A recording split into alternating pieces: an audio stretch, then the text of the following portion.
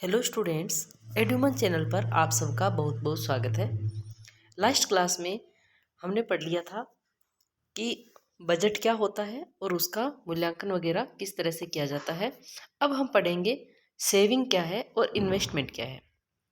तो आज हम पढ़ते हैं सेविंग्स। सेविंग्स क्या है कि हमें पता है कि हम सेविंग को हिंदी में क्या कहते हैं, बचत। हम जब बजट बनाते हैं तब हम कुछ हिस्सा बचत के लिए बचा कर रखते हैं। अब सबसे पहला क्वेश्चन तो यही है कि जो सेविंग है और इन्वेस्टमेंट है, दोनों में कोई डिफरेंस है या दोनों सेम है। तो आपको ये पता होना चाहिए कि जो सेविंग और इन्वेस्टमेंट है दोनों में डिफरेंस है।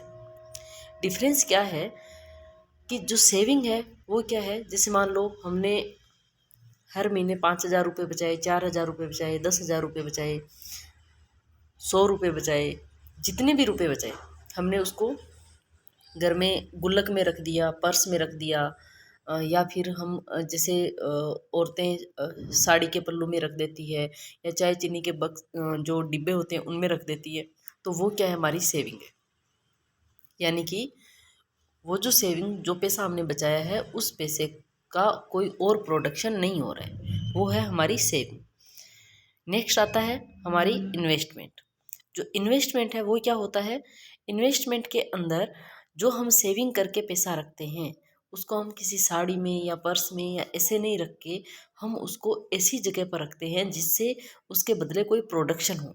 फॉर एग्जाम्पल, जैसे हमने हमारा पैसा बैंक में रखा, हमें बदले में ब्याज मिलेगा। अगर हमने हमारा पोस्ट ऑफिस में पैसा रखा तो भी हमें बदले में क्या मिलेगा, ब्याज मिलेगा। अगर हम बात करें, ये तो था डिफरेंस सेविंग और इन्वेस्टमेंट का। अब जो सेविंग है वो क्यों ज़रूरी है? सेविंग ज़रूरी इसलिए है कि हमारी जो भी इन फ्यूचर जो भी हमारी लॉन्ग टर्म गोल्स होते हैं उनके लिए, या फिर कोई भी इमरजेंसी केस हो जाते हैं तो उसके लिए जो सेविंग है वो ज़रूरी होती है। और सेविंग जो है, फैमिली मेम्बर्स अगर डिसिप्लिन रहते हैं, प्रॉपर प्लानिंग करके चलते हैं और उनमें आपस में कोऑपरेशन रहता है, तभी जा कर के सेविंग हो सकती है। जो हायर इनकम फैमिलीज होती है उनकी सेविंग के चांसेज लो इनकम फैमिली से ज़्यादा होते हैं, क्योंकि उनकी इनकम जो है वो ज़्यादा होती है। देन आता है इन्वेस्टमेंट। इन्वेस्टमेंट क्या होता है वो मैं आपको बता चुकी हूँ। और इन्वेस्टमेंट कितने तरह का होता है, दो तरह का होता है, फाइनेंशियल एसेट और फिजिकल एसेट। फाइनेंशियल एसेट, जैसा कि नाम से ही पता चल रहा है कि जब हम हमारा पैसा ऐसी जगह पर इन्वेस्ट करते हैं जहाँ पैसे के बदले हमें क्या मिले, कोई फाइनेंशियल सिक्योरिटी मिले, तो उसको हम कहते हैं फाइनेंशियल एसेट्स। और से जो फिजिकल एसेट है वो क्या है, जब हम पैसे को ऐसी जगह पर इस्तेमाल करते हैं, इन्वेस्ट करते हैं जिसके बदले हमें फाइनेंशियल जो सिक्योरिटी है वो ना मिल के हमें कुछ जो फिजिकल एसेट्स है वो मिलते हैं। जैसे कि हमने हमारा जो सेविंग थी उससे लैंड खरीद लिया, हमने प्रॉपर्टी ले ली, हमने घर खरीद लिया, गोल्ड ले लिया, ये सारी चीज़ें क्या है, फिजिकल एसेट्स में आती है। नेक्स्ट है प्रिंसिपल्स अंडरलाइन साउंड इन्वेस्टमेंट। कुछ प्रिंसिपल्स है, कुछ सिद्धांत हैं जो हमें ध्यान में रखने चाहिए इन्वेस्टमेंट करते टाइम। सबसे पहला प्रिंसिपल है safety of the principal amount. हमारा जो प्रिंसिपल अमाउंट है उसकी सेफ्टी का हमें ध्यान में रखना है। यानी कि हमें ऐसी जगह पर हमारा पैसा इन्वेस्ट नहीं करना है जहाँ हम हमारा पैसा जो है वो फ्रॉड लोग जो है वो ले जाए। फॉर एग्जांपल, हम कई बार न्यूज़पेपर में पढ़ते हैं, अभी कोरोना के जस्ट बाद वाला जो टाइम था, कोरोना वाला टाइम था जब, तो एक बैंक था जो कि फ्रॉड घोषित हो गया था, दिवालिया हो गया था। और वो लोगों के जो लाइफ टाइम की जो जमा पूंजी थी वो लोगों ने उसमें लगा रखी थी, लेकिन वो बैंक का जो भी मालिक था, जिसने भी बैंक, प्राइवेट बैंक था, तो वो लोगों की सारी जमा पूंजी, उनकी पूरी मेहनत जीवन की वो बर्बाद होगी। तो हमें हमेशा इन्वेस्ट करते टाइम हमारी जो प्रिंसिपल अमाउंट है उसकी सिक्योरिटी को ध्यान में रखना है। तो सिक्योरिटी को ध्यान में रखते टाइम हमें क्या क्या देखना है कि एक तो हमें पैसा हमारा कहाँ लगाना है, जहाँ जो गवर्नमेंट सेक्टर हो, मोस्टली जो गवर्नमेंट सेक्टर हो वहाँ पर हमें पैसा इन्वेस्ट करना है। जैसे कि हम नेशनल सेविंग सर्टिफिकेट ले सकते हैं, पीपीएफ पब्लिक प्रोविडेंट फंड है उसमें हम पैसा इन्वेस्ट कर सकते हैं, किसान विकास पत्र है उसमें हम पैसा इन्वेस्ट कर सकते हैं, या फिक्स डिपॉजिट करवा सकते हैं। तो इस तरह के या फिर हम एग्रीकल्चर लैंड ले सकते हैं, जो real estate, stock, bond, fix deposit, इस तरह के काम हम करके हमारा पैसा जो है वो इन्वेस्ट कर सकते हैं, या फिर हम अपना कोई बिजनेस शुरू कर सकते हैं। नेक्स्ट है रीजनेबल रेट ऑफ रिटर्न। दूसरा प्रिंसिपल हमें क्या ध्यान रखना है कि जो रिटर्न का रेट है वो रीजनेबल होना चाहिए। कई बार आप लोगों को देखने सुनने में आता होगा, न्यूज़पेपर में भी आता है कई बार, कि जो भी ये फ्रॉड लोग होते हैं, ये किसी के घर में जाते हैं या फिर किसी से फ़ोन पे बात करते हैं, आपके जो आप हमें इतना पैसा दो, हम आपको इस पैसे का दुगना करके दे देंगे। तो इस तरह के जो फ्रॉड होते हैं उससे हमें बचना चाहिए। कोई भी ऐसे पैसे दुगने करके नहीं देता है, इसलिए हमें जितना ज़्यादा, अगर हमें रिटर्न रेट जितना ज़्यादा हायर मिल रहा है, इसका मतलब रिस्क वहाँ पर उतना ही ज़्यादा हाई है। तो हमें क्या देखना है, हमें जो रीजनेबल जो रिटर्न रेट है वो देखनी है कि एक रीजनेबल सी जो चल रही है, जैसे नॉर्मली जो बैंक वगैरह में जो रिटर्न रेट चल रही है, या फिर जैसे LIC वगैरह है, तो ये सारी चीज़ों में हमारा पैसा जो है वो इन्वेस्ट करना चाहिए। लिक्विडिटी इसको हम हिंदी में तरलता भी कहते हैं। हमें जो पैसों की लिक्विडिटी है उसको भी हमें ध्यान में रखते हुए जो पैसा है उसको इन्वेस्ट करना है। नेक्स्ट आता है आपके recognition of effect of world condition. हमें जब भी पैसा इन्वेस्ट करते हैं तो उससे पहले हमें जो भी वर्ल्ड कंडीशन है उनका क्या इफ़ेक्ट होने वाला है उसको भी हमें पहले पहचानना है। उसके बाद में ही हमें हमारा जो पैसा है उसको इन्वेस्ट करना है। देन आता है ईजी एसेसिबिलिटी एंड कन्वीनियंस।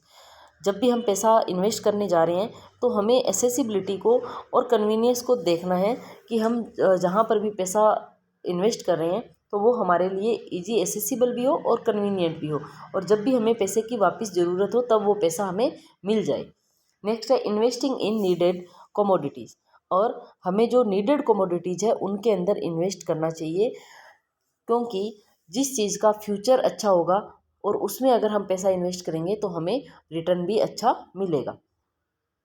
जैसे कि इसमें एक एग्जांपल दे रखा है for the child's higher education. Next है टैक्स एफिशिएंसी। हमें जब भी पैसा इन्वेस्ट करते हैं तो हमें ये ध्यान में रखना है कि हमें ऐसी जगह पे पैसा इन्वेस्ट करना है जहाँ पर हमें टैक्स में कुछ छूट मिले। जैसे हम इसके लिए हम क्या कर सकते हैं, इंश्योरेंस पॉलिसीज अपना सकते हैं, PPF में हम पैसा जमा करवा सकते हैं। नेक्स्ट है आफ्टर इन्वेस्टमेंट सर्विस। इन्वेस्ट करने के बाद की जो सर्विसेज है उनको भी हमें देखना है कि जो भी कंपनी वगैरह है वो कस्टमर फ्रेंडली कंपनीज होनी चाहिए। जहाँ पर भी हमने इन्वेस्ट किया है तो वहाँ पर प्रॉपर हम कम्युनिकेट कर सकें, टाइम टू टाइम हमारा जो इंटरेस्ट है वो हमें वापस मिलता रहे। तो इस तरह की जो चीज़ें हैं, यानी कि हम इन्वेस्ट करने के बाद में जहाँ पर भी हमने पैसा इन्वेस्ट किया वो इंस्टीट्यूट या वो कंपनी हमें क्या सर्विस प्रोवाइड करवा रही है उसको भी हमें देखना है, देन हमें पैसा इन्वेस्ट करना है। नेक्स्ट है टाइम पीरियड। हम जितने लंबे टाइम पीरियड के लिए पैसा डिपॉजिट करेंगे उतना ही हमें जो रिटर्न है वो अच्छा मिलेगा। कम टाइम के लिए पैसा डिपॉजिट करेंगे तो हमें रिटर्न भी कम मिलेगा। तो हमें टाइम पीरियड को भी ध्यान में रखना है। अगर हमें मान लो कि बच्चे जब छोटे हैं, छोटी क्लास में पढ़ रहे हैं, तो उस टाइम हम लॉन्ग टाइम पीरियड के लिए इन्वेस्ट कर सकते हैं, ताकि जब बच्चे हायर एजुकेशन तक पहुँचे तब तक का पीरियड हमारे पास है, तब हम जो हमारी सेविंग है उसको लॉन्ग टाइम पीरियड के लिए इन्वेस्ट करेंगे तो हमें रिटर्न जो है वो अच्छा मिलेगा। कैपेसिटी, जब भी इन्वेस्ट करते हैं तो हमें ये भी देखना है कि हमारी फ्यूचर नीड क्या है और हमारी जो इन्वेस्ट करने की कैपेसिटी क्या है। इन दोनों ही चीज़ों को ध्यान में रखते हुए हमें इन्वेस्टमेंट जो है वो करना है। नेक्स्ट है आपके सेविंग्स एंड इन्वेस्टमेंट एवेन्यूज। हम कहाँ कहाँ पर जो इन्वेस्टमेंट है वो कर सकते हैं। तो आपके यहाँ पर कुछ नेम दे रखे हैं, जैसे post office, bank, unit trust of India, national savings scheme, national saving certificate, shares and debentures, bonds, mutual funds, provident funds, public provident fund, chit fund, life insurance and medical insurance, pension scheme, gold, house और land. ये सारे वो तरीके हैं जहां हम हमारा पैसा जो है वो इन्वेस्ट कर सकते हैं। तो यहाँ से भी आपके क्वेश्चन जो है वो बन सकता है कोई छोटा मोटा क्वेश्चन। नेक्स्ट है क्रेडिट। अब बात आती है क्रेडिट होता क्या है। क्रेडिट का मतलब होता है उधार लेना। क्रेडिट का मतलब होता है उधार लेना। ये जो क्रेडिट वर्ड है ये कहाँ से आया है, लेटिन वर्ड से आया है। यहाँ पर आपके इसमें दे रखा है कि जो क्रेडिट वर्ड है वो कहाँ से आया है। The word credit comes from Latin word credo. इसका मतलब क्या होता है, इसका मतलब होता है आई बिलीव, यानी कि हमें जिस पर विश्वास होता है हम उसी को ही क्या करते हैं, हम उसी को ही पैसा जो है वो उधार देते हैं। तो जो क्रेडो क्या है, एक तरह का एक वर्ड है, लैटिन वर्ड, और जिसका मतलब होता है आई बिलीव। नेक्स्ट है in reality it is a process of postponement payment a privilege for which we have to sometimes pay a very high rate. कई बार क्या होता है कि जब पैसा जो है वो हमारी जब नीड होती है तो हमें कई बार पैसा जो है वो उधार लेना पड़ता है। जब हम पैसा टाइम पर नहीं चुका पाते हैं तो हमें हाई रेट पर जो इंटरेस्ट है वो पे करना पड़ता है। क्रेडिट की नीड क्यों होती है? किसी को भी क्रेडिट की नीड हो सकती है।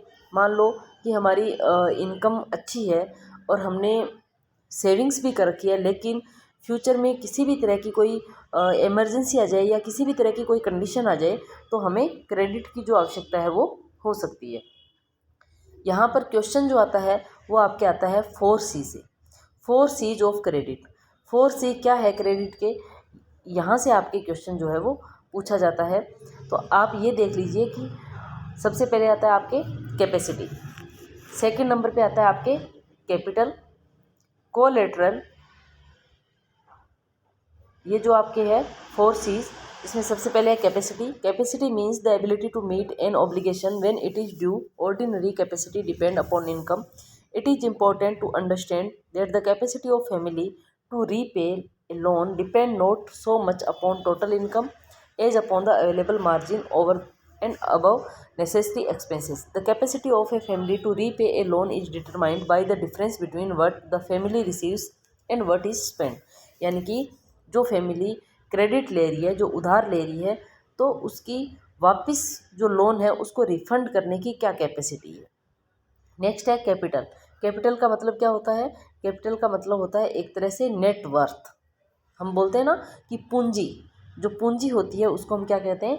कैपिटल कहते हैं। देन आपके आता है कोलेटरल। कोलेटरल क्या है? Consist of specific units of capital which are placed as security for a given loan.